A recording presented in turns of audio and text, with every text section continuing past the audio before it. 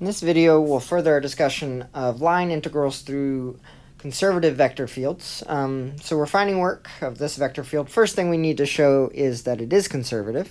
So the partial of n with respect to y.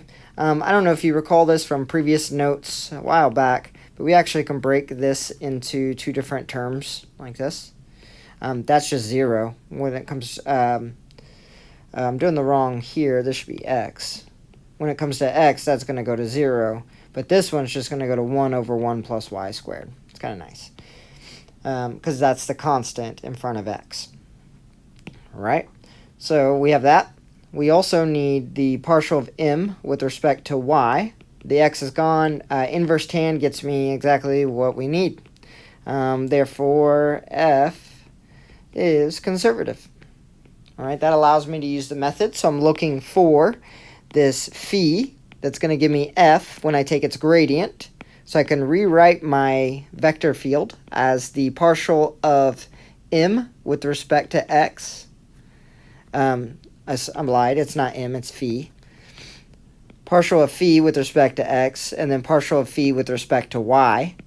And that's equal to our m n. So we can work backwards. Then phi of xy is just the integral of phi, partial of phi with respect to x dx. That's how we got there. So that's the integral of m dx. I'm going to go ahead and plug m in there. It's x plus tangent. And before you freak out with the inverse tan, it's in terms of y. That makes our life much easier for the moment. So this xy grabs a y, and then also this tangent grabs a y, plus h of y. This should have been an x. Okay, forgive me. Go back. All right, this is dx. I think I got so obsessed with the y and the inverse tan that I distracted myself. Okay, the integral of x is 1/2 x squared. And then this is just tagging x on that inverse tan. Sorry for that, total tangent there. Wrong way, too. And this is h of y. There we go. All right, so I like to write it down again, just like every time I do one of these. I have, a very predictable pattern that I'm doing every time. I know exactly how I'm going to write it. Okay, 1/2 x squared plus x tangent negative 1y plus h of y. So I'm going to take the derivative then. So d of phi with respect to y. The only thing that's going to stick is that inverse tan to give me a 1 plus y squared underneath the x. The x is a constant. H prime of y. And this is going to be equal to n. Well, we just rewrote n just a second ago. We can do that same thing here.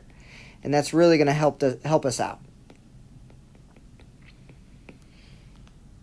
So we know h prime of y, because that x over 1 plus y squared is gone, is just equal to y plus 1 over y squared.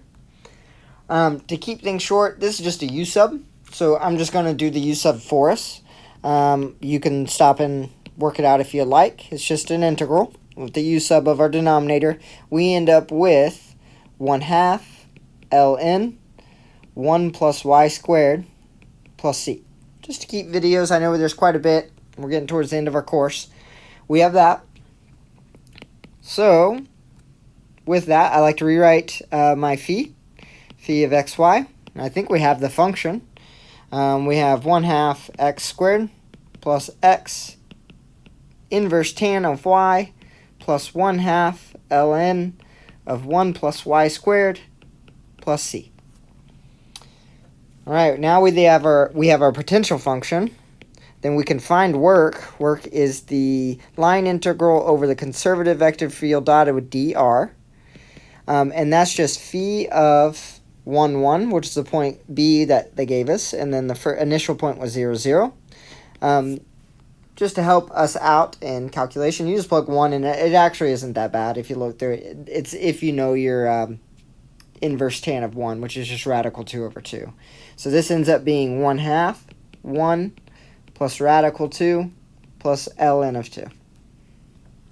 All right, so that's work in that conservative vector field.